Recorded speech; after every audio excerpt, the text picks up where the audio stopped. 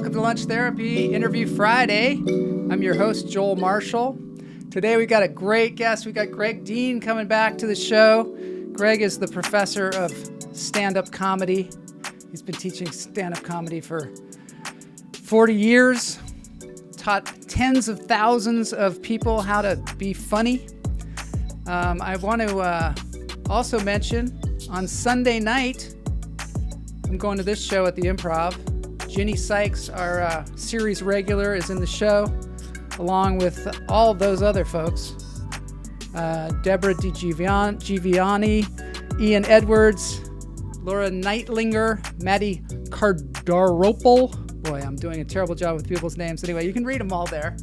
I'll be going Sunday night at 9 o'clock. Tickets, there's a link in the show notes. We like to promote our people here on the show. Please invite your friends. Today, Interview Friday is the day where we talk to somebody really interesting about something that fascinates all of us, and that is comedy. And Greg Dean is the person to talk to about that. I reread his book. It's really worth a read. It's called Step by Step to Stand-Up Comedy, and it's out there. Check it out because it'll illuminate a lot of the mysteries of comedy, I'll tell you.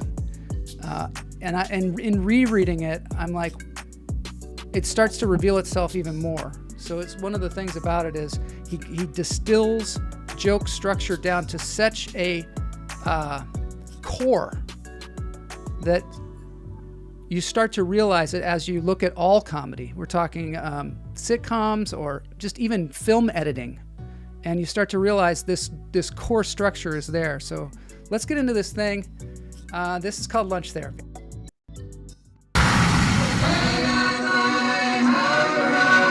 I'm gonna get myself a modem. I'm gonna get myself a modem. I'm gonna get myself a modem. I'm gonna get myself a modem. I'm gonna get myself a modem. I'm gonna get myself a modem.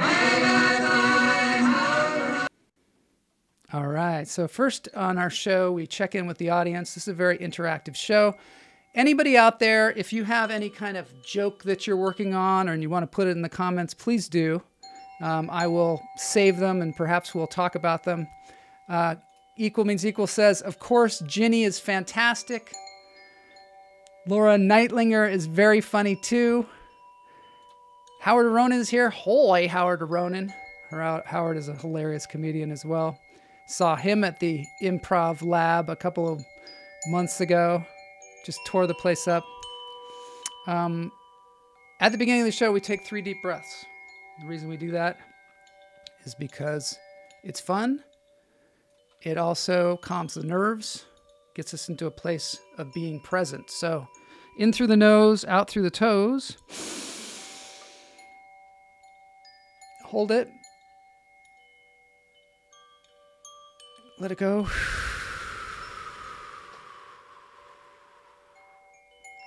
Behind me is the great Travis Schumacher of Healing Vibrations. He has a channel called Healing Vibrations, another one called Chakra Vibrations. Check them out. In through the nose, out through the toes. Hold it.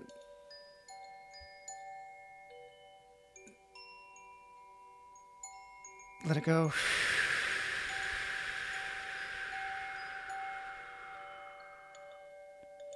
One more, in through the nose, out through the toes. Hold it. And let it go.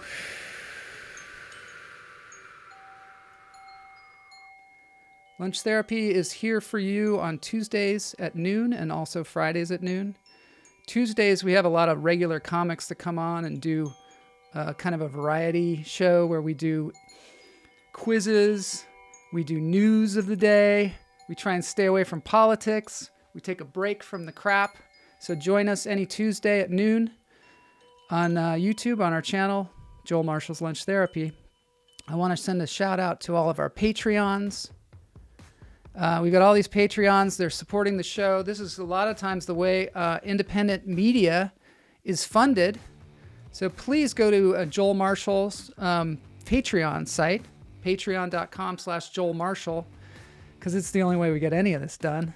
And 25,000 subscribers this week. So we've gotten 25,000 subscribers on YouTube. So thanks to all those people. Thanks to all of our Patreons. Couldn't do this without you. Let's get into the interview with Greg Dean, because I think we got a lot to learn. Not you, Howie. Howie doesn't have anything to learn.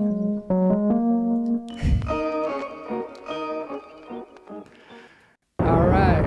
Wow. Now we're getting into the dark arts of stand-up comedy. You can hear the thunder rolling in. Greg Dean has taught some of the great comics, a lot of the people that you've seen on the stages, some of your favorite comics. He's been teaching comedy for 40 years. He's taught tens of thousands of comedians. And he started out as a clown. We've had a lot of clowns on this show, I'll tell you. Some of them not the kind with makeup. Some of them just plain old clowns. We're finding that out more and more, that clowns don't just have the red noses. They don't just have the big shoes. They're living amongst us. We don't even realize they're clowns. And Greg Dean is one of those. He also trained with the Ringling Brothers and Barnum and Bailey Circus Clown College early on, and then took to the streets of San Francisco and did clowning and juggling and all kinds of stuff on the streets. And at some point, he realized, hey, a lot of these other clowns out here are talking. Me and my friend, we're going to have to start talking. So they began doing stand-up comedy in the streets, or clown comedy with stand-up comedy and jokes, and started incorporating those things. And because he is a person who doesn't just take things at surface value and is always trying to master his craft, he started looking into what makes a joke work. What is a joke even? And he started to discover there is a joke structure that permeates all comedy. And after maybe 20 years of looking at this, he came up with this joke structure, and he actually coined the phrase joke structure, which is something that, we all know about now, or at least we have the idea of that there is some kind of structure to jokes. But he has really codified that and put that into a system where you can mine jokes. So a lot of us as comedians, we're always like, the biggest maybe impediment to being a working comedian is material. And so, like, how can we generate material faster, stronger, more powerful, faster than a speeding bullet? Let's get into this thing with Greg Dean, Interview Friday.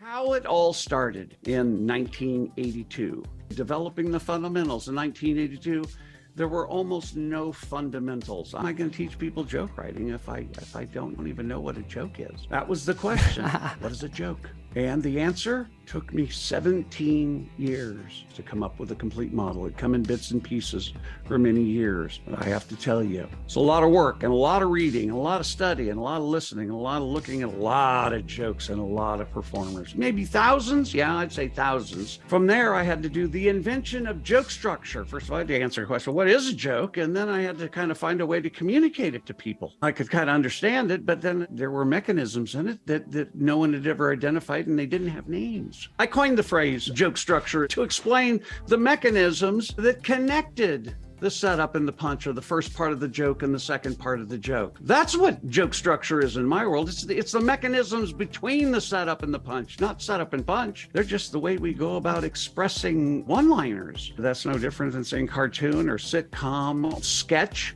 They're all just ways of expressing humor. These are the definitions of these three mechanisms. You really have to understand this. At the center of all jokes, there's always one thing with two meanings. At the center of all jokes on this planet that have ever been and ever will be, there's one thing with two meanings or interpretations. Please do not believe me. Be a skeptic.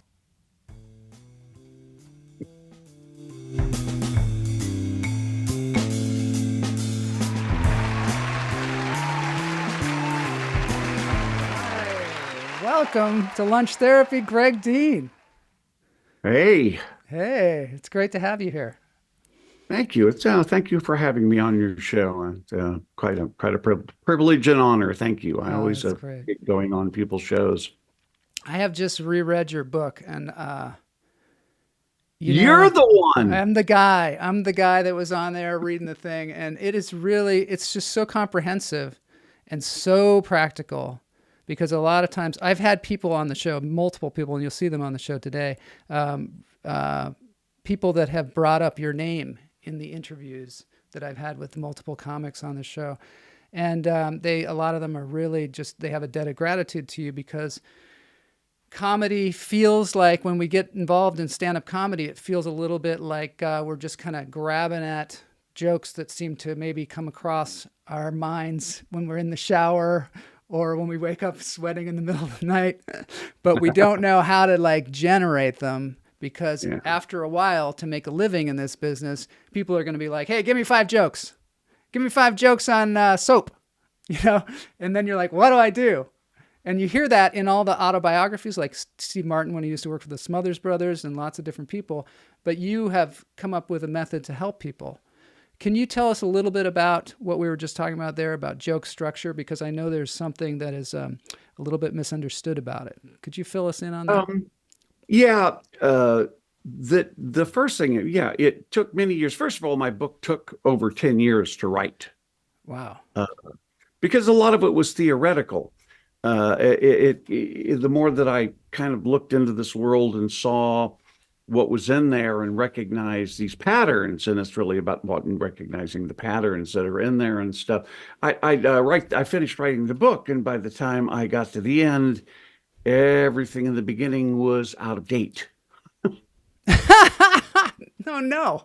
What do you mean Yeah, out so of I date? ended up going all the way through and updating everything in the book from Really? what I learned. I get to the end and go, okay, everything up here now is out of date. I've discovered so much new stuff, and I just kept Oh, going through until finally all of the pieces were complete and kind of fit together. That's when you know you have something. That joke structure's so integral to, for me, teaching stand-up comedy, is that once you understand joke structure, it's so important, is that informs joke writing. mhm.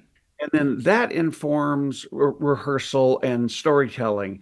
And then that informs rehearsal, and that informs performing, and that Yeah. informs how you go about rewriting your show and putting it together. I mean, it kind of like all starts to flow through joke structure, because that's the foundation, at least of all my work that I Yeah. do. Is when I, like you was in this clip earlier, when I Mhm. started in 1982, there was nothing. There was setup and punch. As far as I know, I mean, very little that was out there. People would describe what they did or describe or put their shows up, but there wasn't any actually, it's like how-to books and stuff on doing stand-up comedy at the time. So if there was, I wasn't aware of them. So Do you, so your philosophy or your science, I would call it a science, your science of joke it's not structure. science. Science is something that's very specific. But you Well, let's actually call it. work with scientists, so I guess Yeah, I'm I gonna say, have, yeah, and academics, yeah, more academics. academics. Yeah, science is a process of peer review and stuff. My stuff has not been put through those ideas. I mean, I've worked with a lot of people that. So let's just call it academic. Let's say Hmm. that it makes sense. The idea is that if I recognize this in a pattern, in some, let's say, a technique in comedy, Hmm. the my end result is, can then the student, after working with me, have that technique as a skill? Yeah. And what's in between them is the exercise. In other words, I recognize it, I turn it into an exercise. If you do that exercise, you'll end up with this skill. Okay. Now, you're not going to be great at it. I'm just saying, you have that skill. You have it's enough in your neurology, enough that you can do it. It's like the difference between knowing what riding a unicycle is and riding a unicycle. They're Hmm. very different kinds of learning.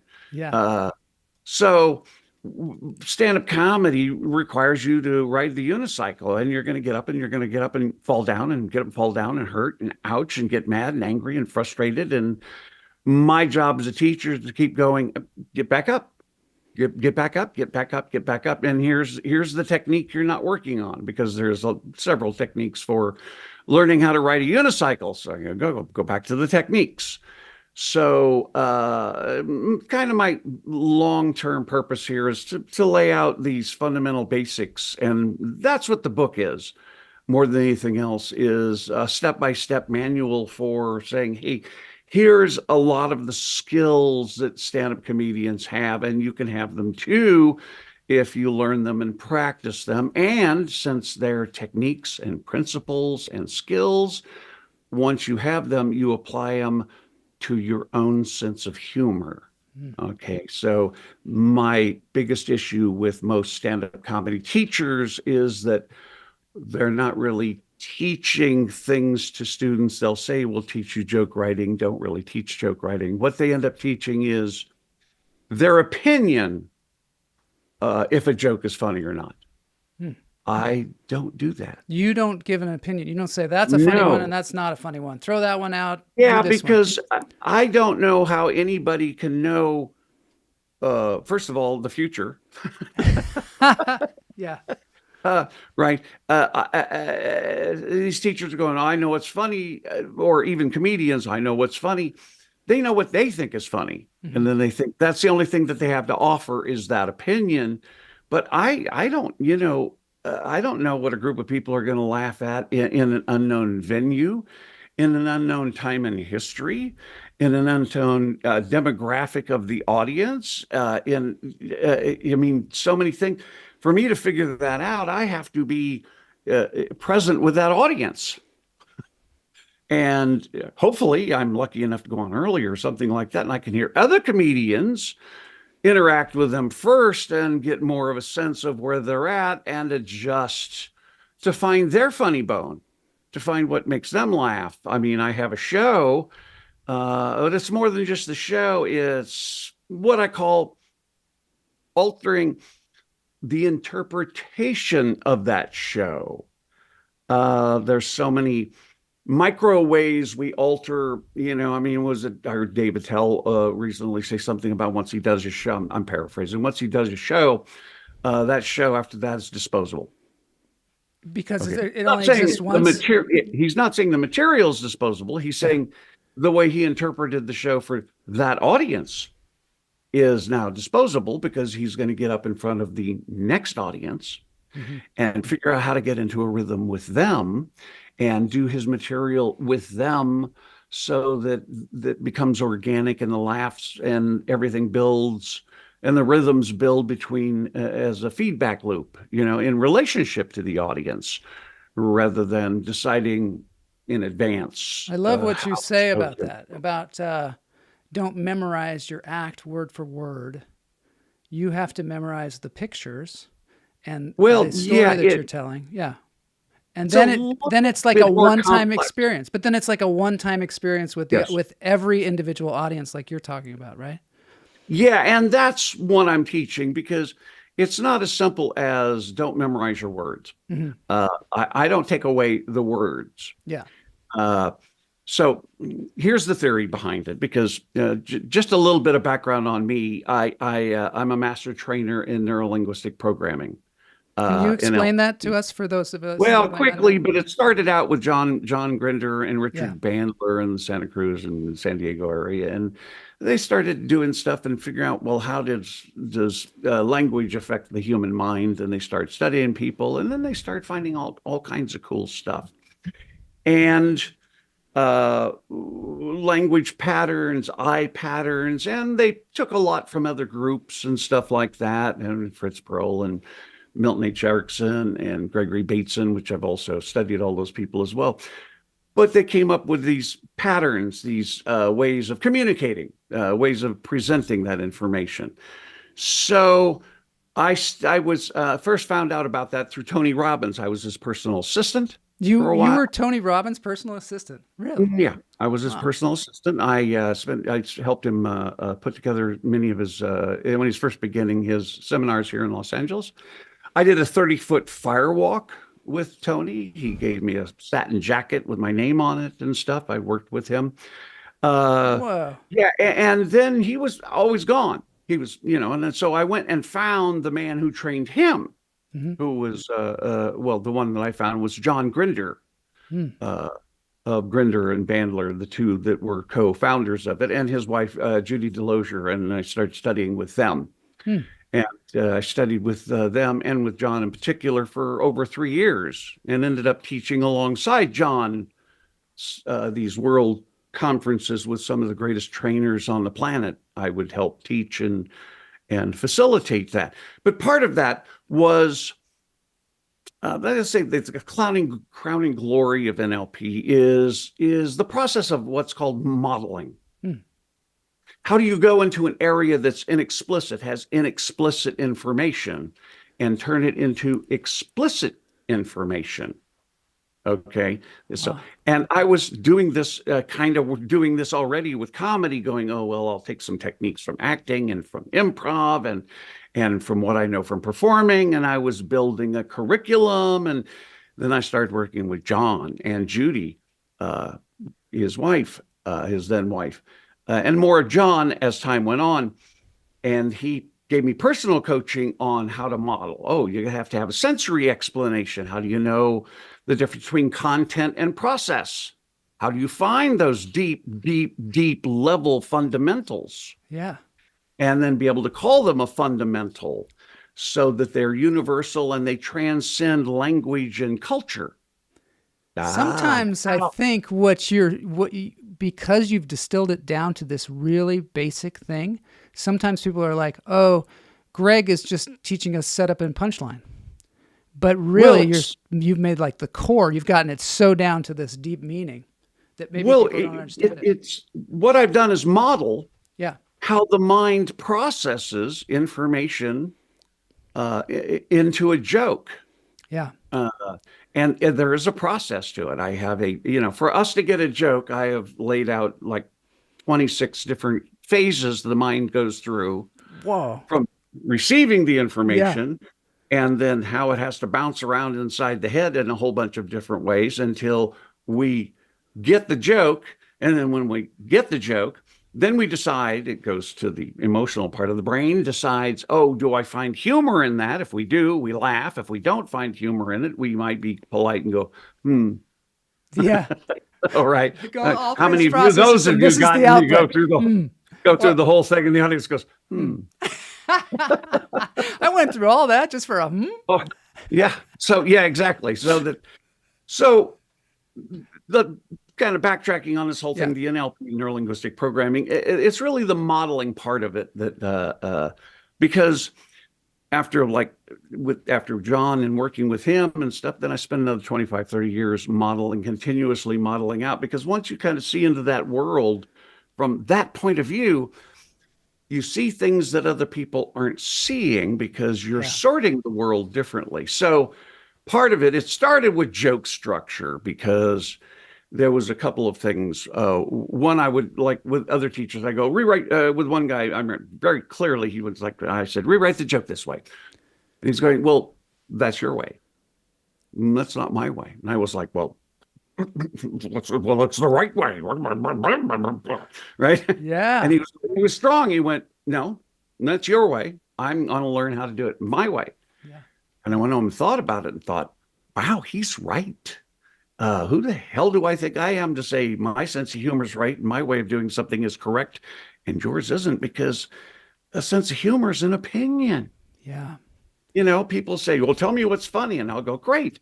I'll tell you what's funny when you can tell me what good food is. It's so true what you're saying. Or what good music is. Yeah. It's so true personal. Because sometimes you study with a stand-up comedy teacher and they rewrite your jokes, and then all of a sudden it's not you anymore. You know exactly. What I mean? Exactly.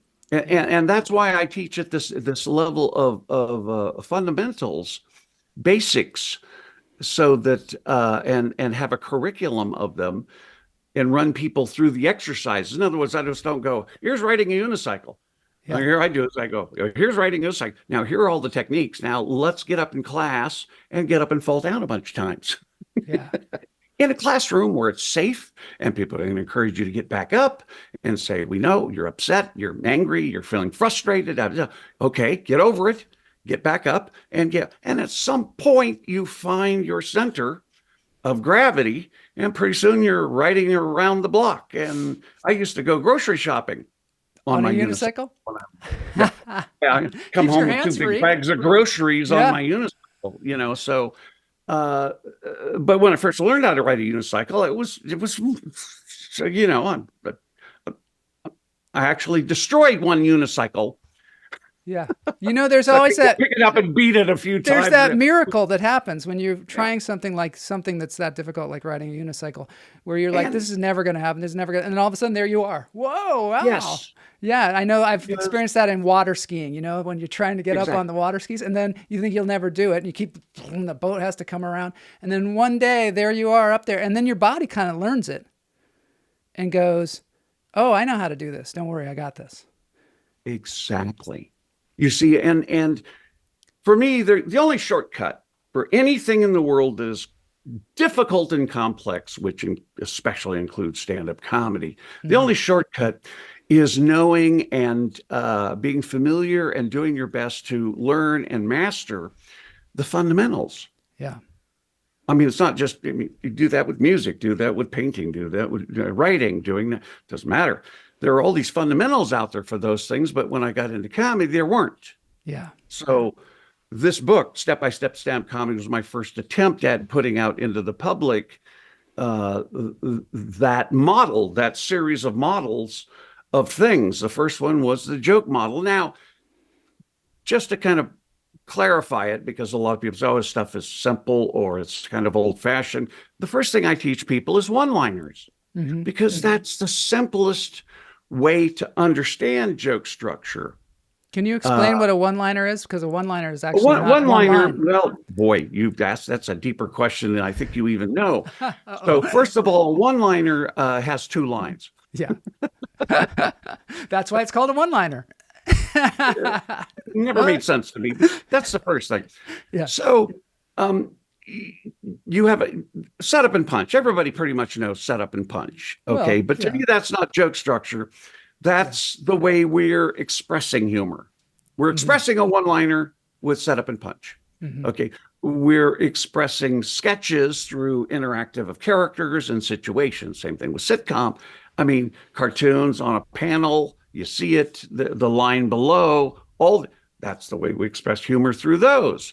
One-liners are expressed through setup and punch, which is different than expressing humor through storytelling, which is far more complex in the skill base. So if I have a joke like my grandfather died a peaceful death. He died in his sleep. Of course, the passengers on the bus he was driving were screaming. Yeah, okay. Right. So let's look at that. The setup. Here's the applause for the joke.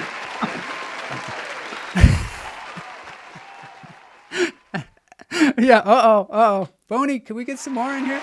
Okay. Oh, no. There we go. Oh, thank you. You're so kind. You're so kind. Okay. So the setup in that is...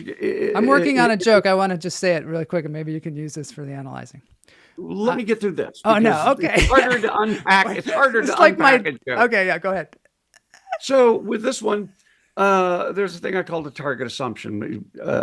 Yeah. The whole point of the setup is to establish that target assumption. It's an assumption everybody has to make that joke work. And that assumption, in this particular case, is where my grandfather fell asleep. Yeah. Okay. We assumed he fell asleep. Most people do, in a bed at home with sleep. Never woke up, maybe in a hospital, but he was still in a bed somewhere. Yeah. And the punchline reveals to us that he was driving a bus when he fell asleep. Peaceful though he was, Yes. the other people were not. So, So there's we're shattering the going assumption. on. That's what you call that, right? Shattering the assumption. The assumption is that It he was in the goes- bed. Well, and he's that's the peaceful. simple explanation that Yeah. that it shatters that assumption. Uh-huh. Okay. So what you have to make that joke work at the center of it is a connector.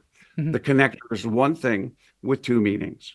Mhm. In this particular case, it's the where. Yeah. Where did he fall asleep? Yeah. Okay. We got two interpretations, that bed and driving a bus. Driving a bus. Right. So that's what makes that's the structure of Do you that have joke. to say at the Yeah. beginning, my grandfather was a bus driver? No, because that's all you have to do is explain to people that he died peacefully in his sleep. Yeah. We want them to accept that Yeah. decoy assumption, Yeah. that target assumption. It's a false assumption. It's a bogus for one-liners, assumption jokes. That it's not true.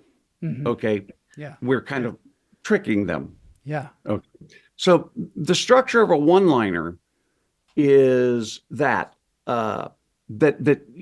essentially that's what it comes down to. Okay. Now the other half of that pattern that's not clear to a lot of people is it comes from what I call information source. Sorry if I'm getting too technical. No, it's here. good. It's good. What happens when the setup? Okay, there is a whole. Okay, one-liner. To do that one, I perform the setup, I perform the punch. Both are performed by the comedians. It makes sense? Yeah. Okay.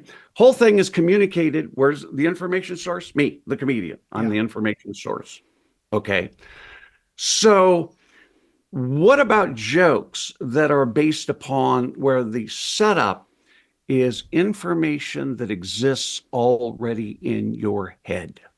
Oh, already in the audience's head? The audience's head? Everybody's head. So Everybody's head. I have a tape of this, but we don't have time to pull it up. Yeah. It's on the Tonight Show. Gallagher comes out on a bicycle where the back wheel was square. Mm-hmm. Right. Yeah. Typical Gallagher craziness. Bump, bump, bump, bump, bump, bump, bump. Right. You know, got an okay Yeah. laugh. Greatest gag in the world. I knew Gallagher. He's a friend. That not the greatest joke in the world, but let's look at it. Okay, because the audience laughs, et cetera, et cetera. So, where's the setup? Mm-hmm. Where's the setup? The setup is not there. It's just that it's already in people's heads that when you ride a bicycle, it's got a round wheel. That's correct. So the connector, the one thing with two meanings, is wheels. Yeah. Now, you know, round, and now he shows us we can do it square. It's stupid and funny and weird and not very good transportation, but he can show it to us. Yes. So in that case, he didn't run out and go, "Hey, wheels are usually round. I'll be right back." Right? Yeah, Doesn't yeah, do right. that. Yeah. With jokes where the setup is already in your head as existing information, the comedian comes out and only delivers the punchline, which is what he did. Okay? Yeah. So, boom. Oh, whoa. Now, internal structure is still the same. One thing with two interpretations. Follow? Yes. Structure is the same. I only delivered, or he only delivered the second half. First half in the mind. Second half he delivered. Truly Wow. a one-liner. Truly a one-liner. That changes things. Yeah. Okay. Yeah. Now the structure of one thing with two interpretations has not changed. That's still the central fundamental of all jokes. Yeah. Okay. So what about jokes that don't have a performed punchline? They have those? Of course, Oh. I will do one right now. All right, let's hear it. I was celebrating, and I thought I'd go to a nice restaurant, and I went to West Los Angeles in Boys Town area, and it's great restaurants there. Yeah. And service, the water waiter gave me water. The food waiter gave me food. The head waiter. Oh. So yeah, you don't say the punchline because it's in our head already. I imply it, you infer it. Yeah, yeah. Do you follow? Yeah, It's a setup where I don't actually perform the actual punchline itself. Yeah. The audience builds it in their head from where I've led them. I've led them right down the path with gave me water, gave me food, gave me head waiter, gave me, and then I stop. And the audience then fills in the rest themselves. Yeah. Okay, now what's the connector? The one thing with two interpretation? Head. Head. Yeah. Meaning boss waiter and oral sex. Yeah. Yeah. Now, this fundamental is still the same. You follow? Yes, That's totally. still the same. That's still the same, no matter what you do.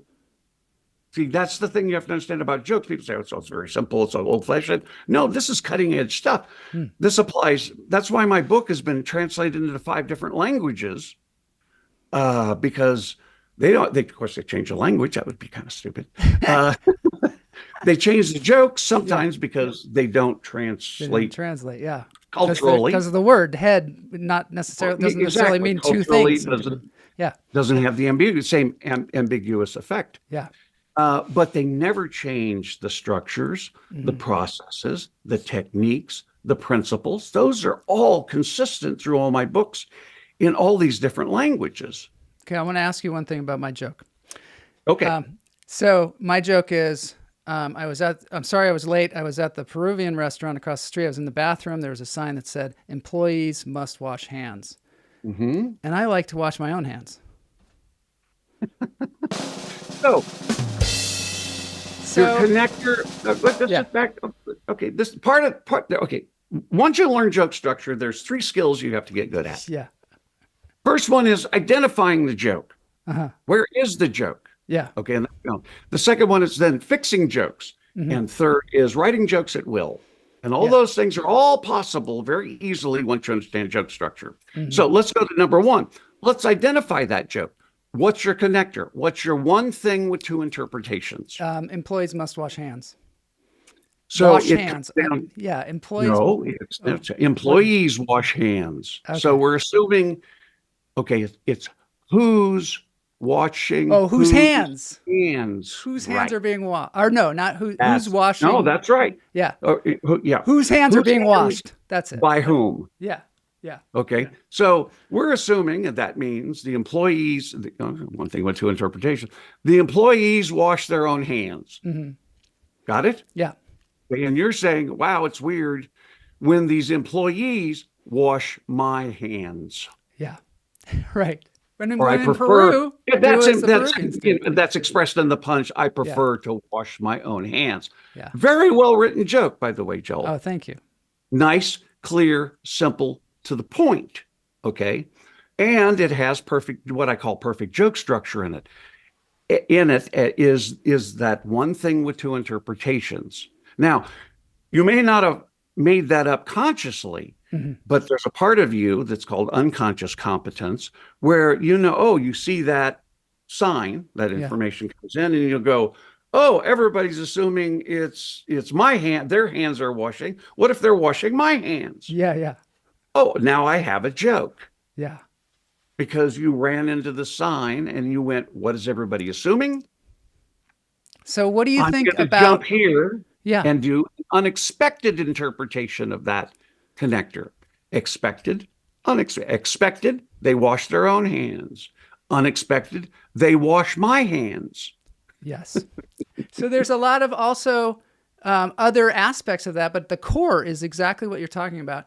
The other thing is that, what is this guy doesn't know that it means, you know what I mean? Like there's a kind of a dumb quality of me being the comedian, but that's not the core of it is exactly what you're talking about. And then you can do that. It matters what perspective you come from. In other words, you can kind of go, geez, I prefer to wash my own hands, which you do. It makes you kind of look stupid. Or you can go, are there really people there that let the employees wash their hands? See, now it's about where you're aiming your negative opinion. Who's the butt of the joke? Okay, you could be the butt of your joke, or the stupid people, or the employees thinking they're the ones that have to go around washing everybody else's hands. Yeah. Oh, now this world becomes a little bit more intricate. And you can add tags to it too. Well, of course. And a tag is a joke too. Yeah. For me, a tag also has one thing with two interpretations. Mm-hmm. If it's written properly. Yeah. Now, there are what I call rhythm laughs in a tag. Mm-hmm. And I did a video on it one time. It's like, when do you write a tag? Well, if you write such a good joke that the audience is laughing and you say something inane like, well, yeah, it's true. And the laugh jumps again. Yeah. I mean, the audience wasn't finished laughing. Yeah. And you just saying almost anything gives them an excuse to laugh some more, right? Yeah. But if you put a real joke in that spot, mm-hmm. okay, as a tag that's structured, it just keeps going. It takes off because there's a space there that the audience wants another joke there. And I see it all the time with comedians who don't read that and see, oh, there's the place for putting that tag. Mm-hmm. Okay. The audience is talking to them saying, I want a place there for that tag. And you're saying something that still kind of gets the bump. Okay. Yeah. But what if you put a real joke there? And then you put a real joke after that, and then a real tag joke after that. Now you're bumping that laugh up higher and higher and higher. Okay. And that's easier to do than a regular joke. Because you're just tagging. I was at the Comedy Store one night and I walked into the main room for a second and I hadn't heard what anybody was saying in there, but the audience was hysterical. They were just laughing like out of control. I don't even know what was happening. And the comedian kept saying tags, but I didn't hear the original joke.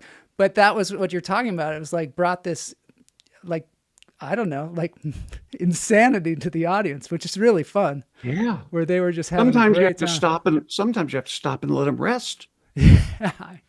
Everyone should have that problem. I'm gonna play a clip from one of our guests talking about you. Just a sec.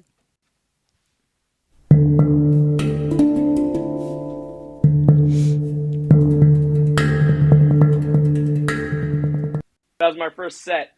And then I did that. And then I studied with Greg Dean. Oh, yeah. He's been on the show. Greg Dean. Greg's been on the show? Yeah, and Gayla Johnson also is a good friend. Gayla? Too. Gayla? Yeah, love Gayla. Oh, man, She's those so are my great. people. Oh, that's nice. nice. I love them. Oh, God. Yeah, they're great, aren't they? I love them endlessly. Yeah. And I studied with him on a recommendation from another comedian. Mm-hmm. And then I just did a couple, and then I caught the bug. Yeah, so that's the thing is I can't find all of them, but when I talk to comedians, they often talk about getting their start with you, and they're all very unique comedians, and I think that's one of the great things about your process is that you allow people to find their own voice. Yes. You're just like giving them the power. Yes. No, well, I give them the skills. I give them the techniques. I give them the principles. I give them something to follow. Give them something to practice. There's no substitute for stage time. Mm-hmm. I mean, just period. You know, if anybody thinks, I'm going to keep people. No, you still got to put in your 10,000 hours. The question is, when you're up there going through all that emotional anxiety and stuff, are you practicing good technique? Or are you getting better at bad technique? Yeah, and so also if you don't even have a technique or you don't see what technique is, you can waste a lot of time just trying to randomly find things. Exactly. Well, that's what one of my metaphors is that because I came up the hard way. I didn't have me. Yeah, you had you, but it wasn't you yet. Yeah, I wasn't me yet. I was, So what you do is you feel like you go into a dark room and there's nails on the walls somewhere. Yeah. So you start swinging. Every once in a while you go, panic. Okay, that worked. Let me try to get back to that same spot. Whack, whack, whack, whack. Pank. Oh, okay. Yeah, exactly. Pank. Exactly. That's pank, how it is. Pank. Pank. Yeah. Got it. Okay. Then I start swinging again. My job, as I see it, to give people principles and skills and techniques is to come into that room and say, oh, here's the light switch. Yeah. Then you go, oh, wow, look, I can see where the nails are. Yeah. That's right. Yeah. Now, you still got to learn and practice how to hit them and how you're going to use them and how deep you want to, all the other things you have to practice. Mm-hmm. Okay. Like I was saying before with joke structure, first you need to be able to identify jokes. Where is the damn joke? Yeah. Okay. Fix jokes, write jokes. Okay. So identifying jokes is huge. I mean, in my classes, I run comedian after comedian. I mean, I run out of time, but I run my students through, say, okay, here's a joke by Rodney Dangerfield. Okay, yeah. What's the connector? What's the expected interpretation, unexpected? Okay, got that? Okay, now here's this person. Here's that person. Here's Bill Burr. Here's, Rachel Feinstein. Here's Anthony Jeselnik, who, by the way, is one of my students. Yeah. And people say, oh, his jokes are great. Duh. No, they totally follow that structure completely. He really embraced that part of that. Yeah. I mean, I taught him many other things, yeah, and he uses some of those things. That's primarily is he is so perfect at misdirecting the audience into that target. So good at it. And then giving us that unexpected interpretation that is really unexpected. That's where he excels, in my opinion, is he finds that other idea for the punchline. It has such contrast. Some jokes only a little bit of his guy go off the chart. Oh, totally. You're like over here with your expectation, and it's like so down on the floor by your foot. Right. And that's one of the reasons is that contrast between the expected and the unexpected is huge on his, where other people will, it's subtle. And if you look at Bill Burr, you watch him, he is mostly doing the information's already in your head, and he's just making you look at, who attacks Oprah Winfrey? Right. He went after her, and he said, here's what everybody thinks. Here's what everybody else thinks about her. Yeah. Here's her hypocrisy. Here's where she contradicted herself. Here's where she's not being fair. Whoa. But it was based upon what we already knew about Oprah. So people go, he's just funny. Well, yes, he is. And there's structure to it.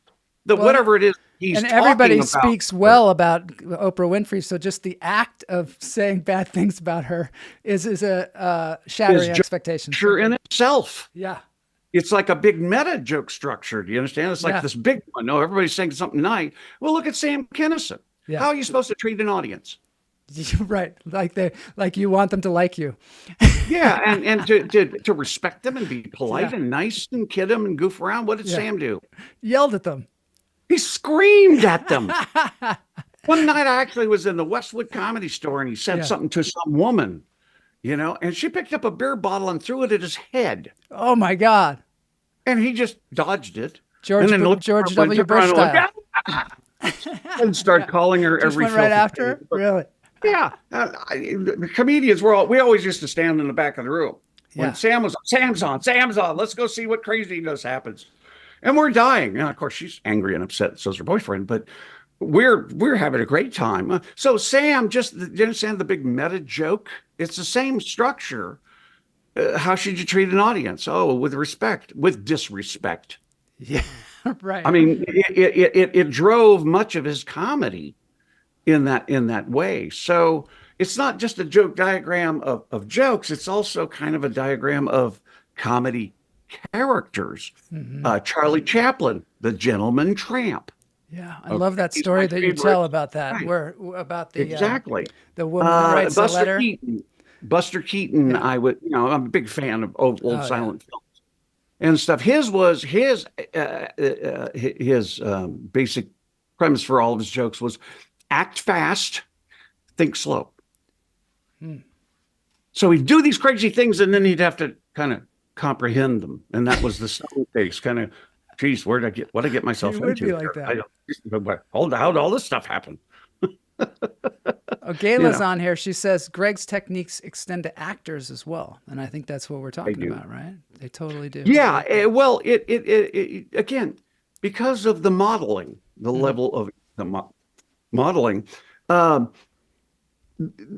level at which I've very little have I actually invented. What I'm good at is identifying the patterns, and the techniques. Like I said before, those things that reoccur in comedy over and over and over and over and over and over and over. And so that you can do more of it. So that you can do more of it. So that you can also cut down your time in trying to find it. Years of that. Yeah. In other words, you take my basic level 1 class, it takes years. I can teach you in 5 weeks what will take you at least, if not longer, 5 years to just figure out. We have this comment here. Some people never figure it out. We have a comment here. Hoy, Greg, I want to take your class. When is the next in-person level 1 class in Santa Monica?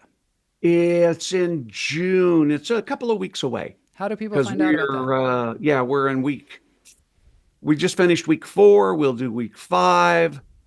And then after that, so it's like 3 weeks away. I don't keep things in my head. I can put on a website. Okay. If you want to know, it's stand-upcomedy.com. Not the word dash. Okay. Not the word dash. Hyphen. Upcomedy.com. That's right. I got this a long time ago. Yeah. Boy, think about how long ago I had to get that. I had a website. I know, that's a pretty amazing. Corporations. Yeah. You had a website called what? I couldn't get it without the dash because there was a bunch of kids running an open mic in Sweden. Oh yeah, you got to jump on these things fast. Yeah, and so I got this one that was, but yeah, and so I also got GregDean.com as well. Think about that, and Greg Dean Comedy. So I mean, nowadays, when you name your kid, you have to decide on a domain name first. That's funny. That's funny. We want to name our kid this. Is the domain name available? You don't look through a joke book. You go to who is, Yeah. On who is. Who is. Right. You got to look it up. Hold on a second. Look it up. You and I have a good friend, Greg Dean, who's great at constructing jokes. And I tell those who want to learn clown but cross over to stand-up, I go, the joke is the thing, and you have to love telling the jokes. Yeah. How you tell the jokes can be very clowny. The form can be clown, but the content has to be joke-driven. Yep. All right, that was Stephen Haves, who was on the show. I guess you've known him for a long time. He was the first friend I made when I moved to Southern California. Really? We met at the Comedy Store or something. We were both going to open mics there, and then we did some improv, and then we ended up doing some. And we just kept in touch over the years, became really good friends. It's one of those friends that you only see 2 or 3 times a year, but it's just instant. We're just back together. We're just buddies and have been for years because he works a lot. He travels. Oh my God, he directs all these Cirque du Soleil shows. It's incredible. Yeah. Howard Ronan says, "Thank you for this valuable hour of comedy. Genius, riveting." Yeah, it's very kind. It really is riveting. There's so much more to talk about, but the show's about over. But in the book, I just want to let people know, he talks about how to deal with the audience, talks about practical things like what to do before you go on stage, what to do about stage fright, which you say shouldn't be called stage fright because nobody's afraid of the stage. They're afraid of the audience. Actually, they're afraid of they're actually afraid of their own fantasies in their head of things going wrong. Yes. That's what they're afraid of. Stephen Haves said that he believes that a lot of times the thrill of performing is just surviving, going up on stage, doing a thing, and then afterwards, I survived. And if you know Stephen wings things. He just goes out. Sometimes he's got a basic idea. He's like Albert Brooks was. He just go out and do these things. So for him, survival is what it's about. His mind has to save him because he goes out with an idea and then he'll find the comedy in it in front of people. He's, I'm a pretty brave performer, being a street performer, and and all the things that I've done in my lifetime. Yeah. So in improv as well. But Stefan is a step above. He's a crazy. fascinating character. Yeah, he is one of the great people of this era, I think, because he's also brought about a lot of physical comedy. You can call it clown work if you want to, but it's a lot of good physical comedy that he brings in comedy characters and his shows. He always invites me. I always go see all of his shows and sometimes drop by when he's directing and stuff. So he's a really good friend and great guy too. You talk about the fact that most of communication is physical and tone, and not just the words. I got that from UCLA, a paper from the psychology department there. I can't remember the guy's name. It's in my book, but they broke it down and said in three ways to communicate, which is, first of all, body language, and body language is 55% of human communication. 55%. Vocal tone is 38% of human communication, and words are 7% of human communication. So that's not me saying that. And other people have taken it and going, oh, you can use these things to make people laugh. It always bothers me. People take my ideas or the ideas I put in my book and then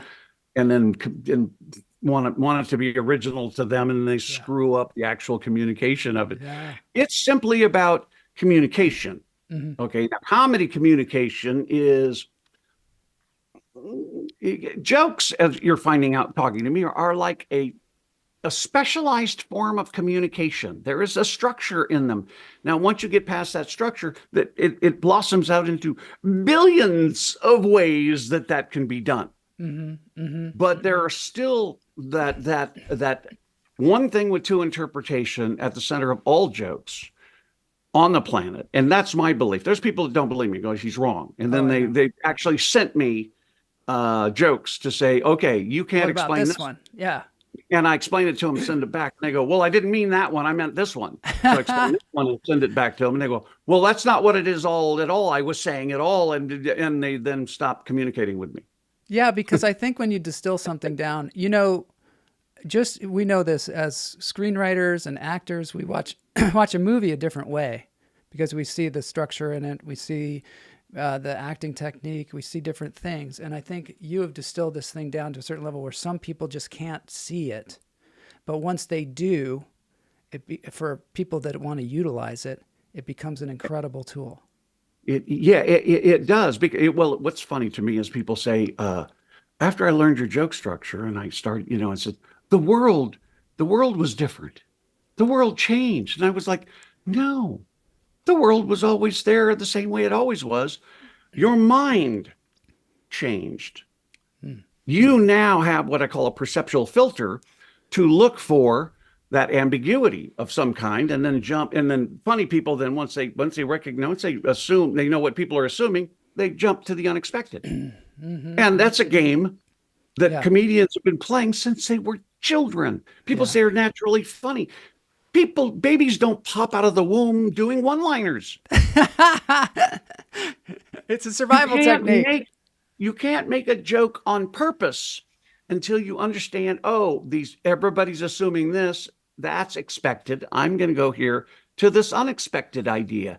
Human beings, because that's the way the human mind works. This isn't me. This isn't my rules. These are not my rules. No. Again, that's the part of modeling, is to go, what's the pattern? What's consistent? And in my joke diagram, I destroyed at least 250 times because people would come to me and say, well, what about this joke? And I'd go, well, crap. It doesn't, I can't so you have to go back to the drawing board. Exactly. Over and over for like I said, 17, 20 years, 25 years over. Now my model, it's bigger than what we're showing here. Yeah. There's more to it. Yeah. Because in the model, probably my students get maybe 5 or 10% of the ideas. But that's what I have to go, what can I teach? What do I teach to help this person put together their first stand-up comedy show? Yeah. Okay. Joke structure. Okay. Then give them a couple of different ways. I teach them 5 ways of generating material. It's not all writing. Yeah. Some of it's standing up and ranting. Some of it is changing points of view and doing act outs and things as a way There's of finding. so much in this book. I mean, we could talk for hours. The thing is, do you talk about act outs in the book and very specific points of view? It's just amazing. Like, and so I think probably taking the class is, give some, what the fact is that a lot of people that I run across that talk about Greg Dean are people that do comedy professionally, or they have a real longevity to their career, like, or they're just starting to headline and, they're growing. And I think that's one of the things about the comedy community right now is I think it's a very supportive community. And I think there's a lot of comedians, but it's also hard to kind of break out of the pack because there's so many comedians, and everybody's like, well, what do I got to do to get become a headliner and that kind of thing. And I think this kind of work, these kind of tools are the things that start to separate being a hobbyist and being a professional. I'm going to play Sally's quote from the show.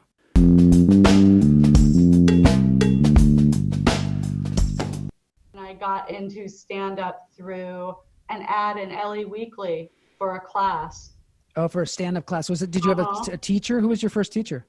He was great. He still is great. Greg Dean. Greg Dean. Okay. You heard of him? I haven't, but I probably should have. What was his teaching technique? Like, because stand-up is such an ephemeral thing, like such a mystery. Like, what did he teach? He took a lot of the mystery out of it for me. He teaches a lot of joke structure. He really taps into your writing. If you've got sorry about my bangs, everybody. If you've got natural writing talent, he'll help develop that. If you don't have it so much, he'll get you to understand it. The shattering assumptions, misleading, and then the punch, setup punch. I mean, he's got a lot of resources online, but he really helped develop my writing. But then beyond that, his overall thing was just like, you've got to deregulate, and this is just how you're funny. Looks cool. This is just how you're funny at a party. This is conversational. I mean, he never stopped getting you to try and, you're in training to be yourself is one thing he would say. He was not into personas. He was not into sort of like actory monologue stand-up. He said it's the same way you're funny with your friends. Oh, so it is the same way. You didn't stand up at the mic and he said, oh, you're just funny like you're at a party. No, he wanted you to be like that. He wanted to be funny like you are. That's cool. That seems like a long time ago that I was talking to Sally. I guess. And the one thing I would add to that is that then once you understand joke structure and you understand putting together a routine, that you're being yourself, and so, but you've constructed a show behind that is 5+ jokes per minute. Yeah, now that's the thing. That's my level that I insist my advanced class work at. So 5+ laughs a minute. Mm-hmm. And they construct that many. It doesn't mean they always get the laughs. I should say 5+ laughs, jokes. Now, you can't get that high without tags and act outs. Yeah. Because if you're only doing, the problem with one-liners, and it's the problem, one of the downsides to one-liners is 95% of a one-liner is the setup. Yeah. Right. And the rest is this very short punch and then the laugh that follows, which means as far as that goes, maybe 50 to 75% of your time on stage is spent not being funny. Mm-hmm. Yeah. Right. So much of that time is the setup, and then you get and then you wait for that laugh, then you start all over again. But if you do setup, tag, or you go into an act out. And I like to do setup, and then leave. And then wait for them to just all laugh by themselves. And then they're like, oh, what's going on? They get all those jokes on their way home. That's right. Yeah, they're all unspoken punchlines. Yeah, you've created so many sig alerts. Yeah. Oh, Jose Salas is watching this on his birthday. Happy birthday to Jose Salas. All right. What a good way to spend your birthday. And Matt Wright said, babies are born telling your mama jokes. So I guess they are. So that's funny. Yeah. I guess we have to wrap it up, unfortunately. Yeah, this has been super interesting. So anybody that wants to study with Greg, go to stand-upcomedy.com. Check out the classes there. Loni, can we get that? Oh, there we go. It's on the screen. Greg's got it. And also you can read the book. You can read the book. Step by step stand-up comedy. Get it off of This is the book we've been Amazon, talking Barnes and Noble. about. It's all over. Yeah. And if you're in other countries, some other countries, French, Spanish, Chinese, Indonesian, Really? Vietnamese, so on and so forth, it's in those languages as well. We're working right now on a Hindi version as well. So That's fantastic. yeah, again, it's Indians are and again, it came from modeling. I mean, that was the whole idea that the training I had with John Grinder was to be able to look into this area that had didn't have specific learning skills and principles and techniques, and this has been at least my first shot at it. There's a lot more online and things, and the videos that I have, I've got some 300 videos up on YouTube as well. Yeah, you've got an amazing YouTube channel with all kinds of great information. You can find me pretty much anywhere on, go to Greg Dean Comedy. Okay, Greg Dean. Greg Dean Comedy YouTube, Greg Dean Comedy This is it right here. IG, right. Yeah, So check it out. There's like so much to be learned here as well. yeah, there's quotes, there's things, there's my students performing, there's me giving tips, there's all kinds of things on there. So All right. That's drop by, fantastic. go to Amazon, do all those things, write me, join, subscribe, leave me messages. I return people's messages. I cruise. You also do a show at the Improv, right? Like with students? Yeah, we do our level 2 class, which we will do a week from tomorrow at the lab at 4:00 on Saturday. I think it's the 15th. Is that the 15th of July? Okay. Of June, sorry. Yeah, and 15th of so June. we do shows at the before COVID. Yeah. I had more students because since COVID, all these stand-up comedy performers became stand-up comedy teachers because they couldn't make a living doing stand-up. So now there's like hundreds of stand-up comedy classes, and they get their copy of what they teach from my website. Yeah. It's a good place to get everybody. That's one of the things I was even thinking about doing some kind of a bit on it, but everybody's a coach these days. Most of them are teaching their opinion of what's funny. Yeah. And the thing is, with you learn how to be a teacher as well. Yes, you have to. Yep. I always say it's a huge skill harder. That people don't understand sometimes, that is like that is a skill in itself. It's maybe a big majority of it. I always, people don't believe me when I say it's far more difficult to become a stand-up comedy teacher if you do it the way that I teach than it is to be a stand-up comedian. Yeah. That makes Because sense. you have to know everything that comedians know and go through what they do. And then you also have to become a really good teacher. And then you have to learn all of my very, very dense curriculum of how to correct jokes, how to work with jokes, the 5 to 7 different ways I teach people to write jokes. There's a lot of different kinds of jokes, and all of them need to be written different ways. I mean, I have a joke prospector out there that only teaches you how to write one-liners. Yeah. That's just one way. There's just so many different ways of doing stuff, including learning how to do observation jokes and material that way and turning those into routines. Well, that's one of the things I love about stand-up comedy is there's so many things to do and so much to talk about, and there's just such an abundance of different styles and things that you can do physically and things that you can do with your joke writing and storytelling, and it's just got so much to it. It's like acting.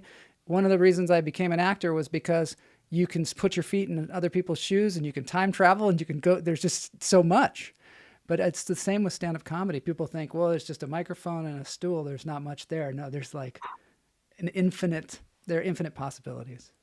And when individual people bring their individual senses of humor, you end up with people like Andy Kaufman and Sam Kinison, as well as Stephen Wright.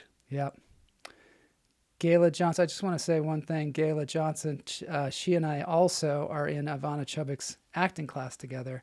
And not only is she a great teacher for the stand-up comedy, she is a really fantastic actor too. We're all, I mean, when she gets up on the stage, everybody in the class is like, what's going to happen now? Because she's so exciting and so much fun to watch as a comedian and an actor. And we've become great friends. So just really appreciate her. She says, don't become a teacher, become a star. Why not be both? That's what she's after. She's all night. Well, she's so incredibly talented. She's on her way. She is. Hire Greg to review your show. He'll improve it. Teach skills. I like this. There's all kinds of possibilities. Yep. You can do privates with me as well, those that want to learn some of these things one-on-one. Instead of a book or a class and stuff as well. Yeah. And Gayla too, by the way. She's she is a coach. She works with, how many people each week she works with? Yeah. Because she's out in the club. She knows everybody. She knows she was hilarious the other night. I retired from being a comedian. Yeah. I did a show. How you do? I did a show about 3 weeks ago. Armando Anto. Don't know if you know him. He plays the violin and. Oh, I haven't seen him. Yeah, he's one of my students, and it was his 40th birthday, and asked me to roast him. So I got up and did a 5-minute roast of him. And you haven't given up comedy. No, he brought me back, so I worked on that. And if you know Gary Cannon, he was the MC. If he's a really great comedian, and some other folks from all over Southern California, we're all on that bill to roast Armando, and it was a lot of fun. Tearing him up.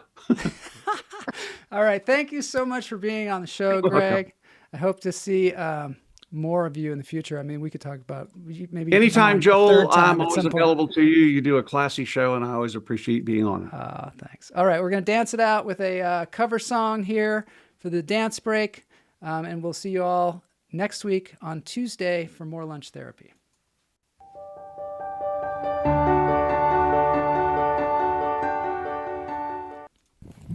Okay, now this is just a cover song. This is how we go out. Listen to a great cover from YouTube. When I wake up, well, I know I'm gonna hope everybody has a great weekend. Be the man who wakes up next to you. When I go out, well, I know I'm gonna be the man who goes along with you. When I get drunk, well, I know I'm gonna be the man who gets drunk next to you. When I haver, well, thanks everybody for being here. This has been Lunch Therapy with Greg Dean, and we'll see you soon. We'll walk 500 miles. Yes, just to be there on Tuesday for more Lunch Therapy.